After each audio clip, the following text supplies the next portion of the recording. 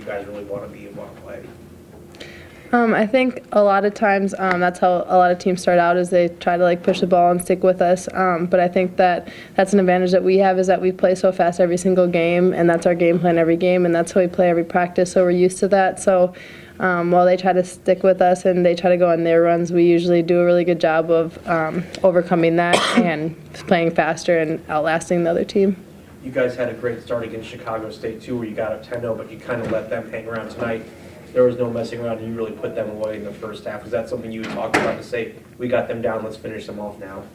I think we knew that they were a scrappy team and could definitely, they're a team that you don't want to let hang around. I think our shots were falling early, and that definitely helped.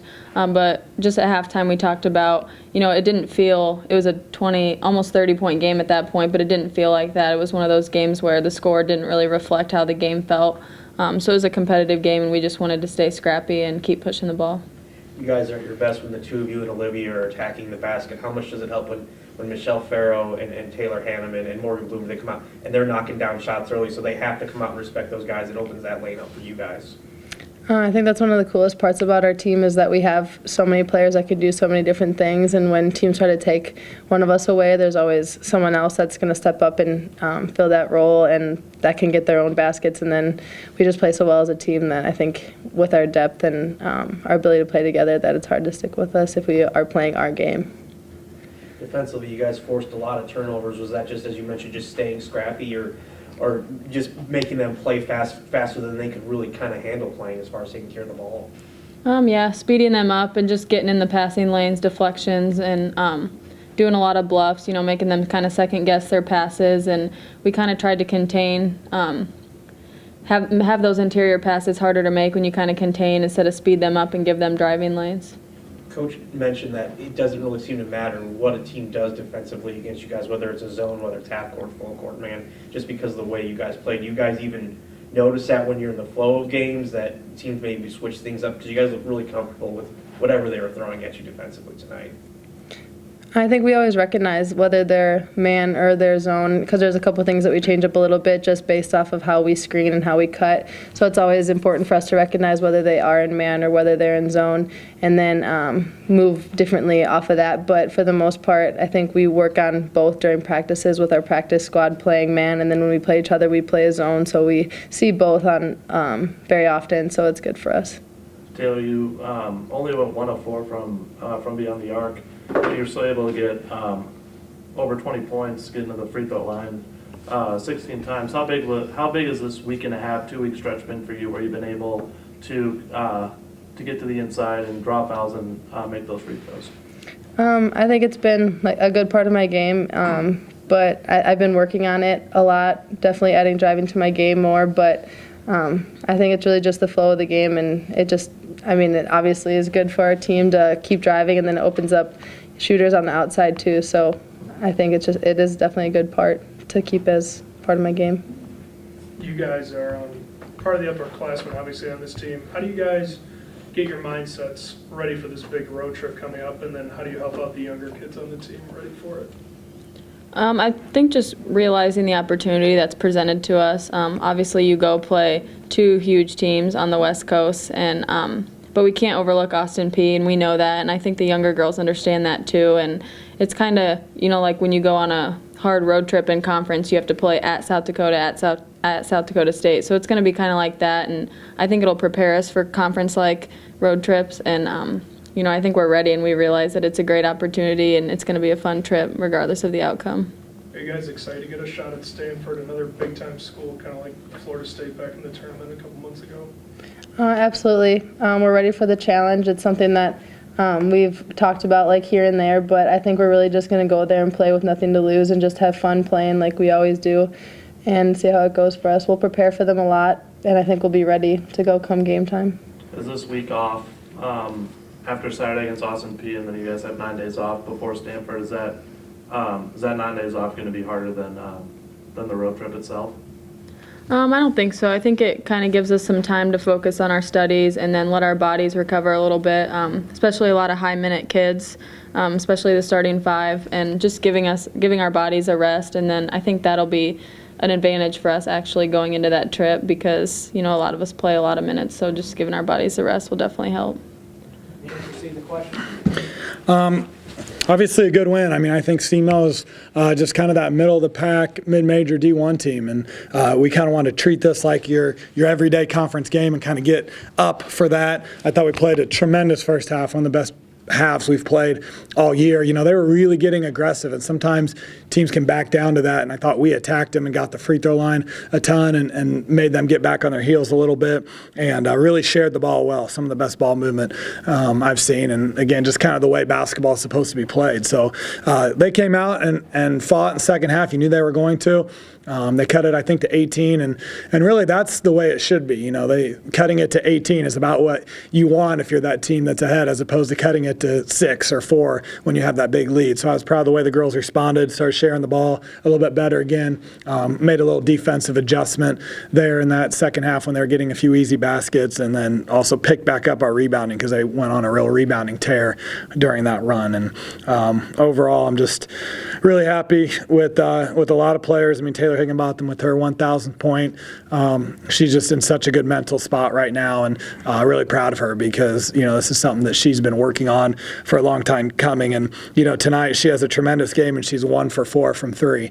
And I think in the past that might have taken her out of her game a little bit, and she probably would have been about 1 for 9 from 3 as she kind of got on tilt about it. And so her maturity has just improved incredibly in the last couple weeks.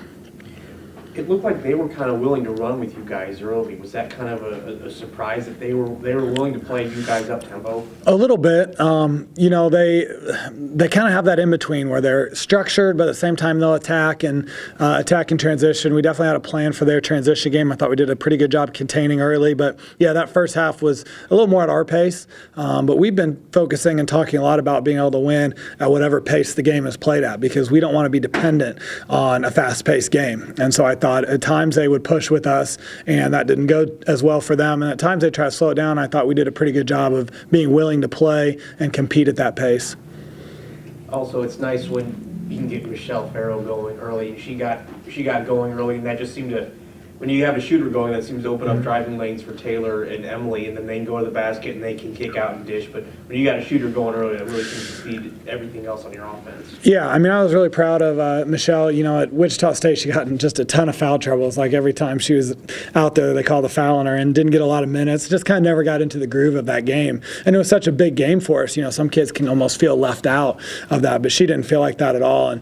And she came in, I thought, had an excellent game, an excellent defensive game. She's rebounding. I've challenged her to rebound a little bit more, which she's doing, and she's really good at that rover spot. She got her hands on some balls early, tied them up when they attacked the basket. So she's realizing that she's a lot more than a shooter. And then, when you're 4 of 6 from 3 on top of that, then that definitely helps.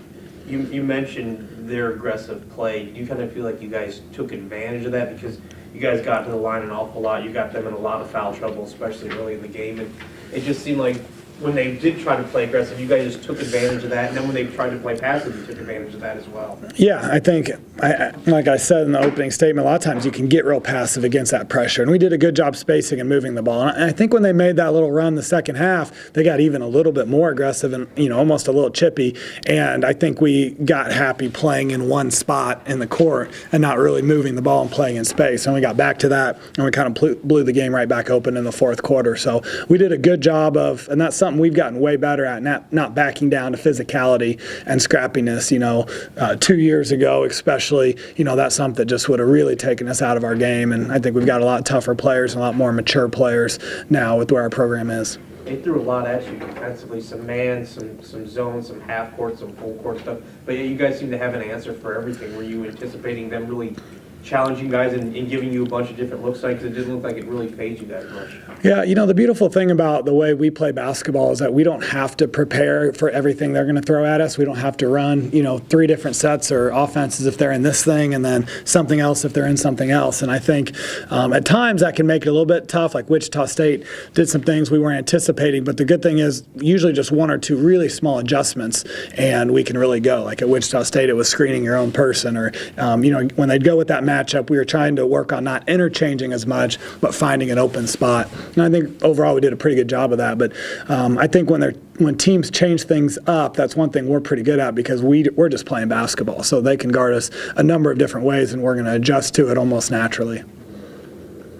How big is this gonna, you guys obviously now have 5 straight road games, or you're on the East Coast, and then you go to the West Coast for a couple games and back to the Midwest. How big of this road trip is pretty big for you guys, isn't it?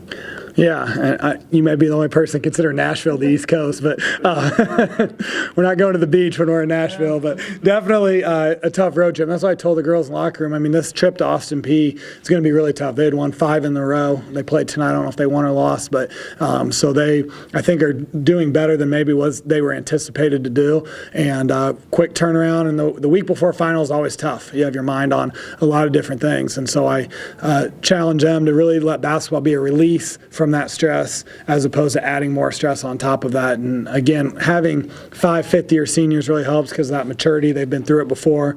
Plus, a lot of them are taking like 4 hours, so it makes it a little bit easier with their academic side.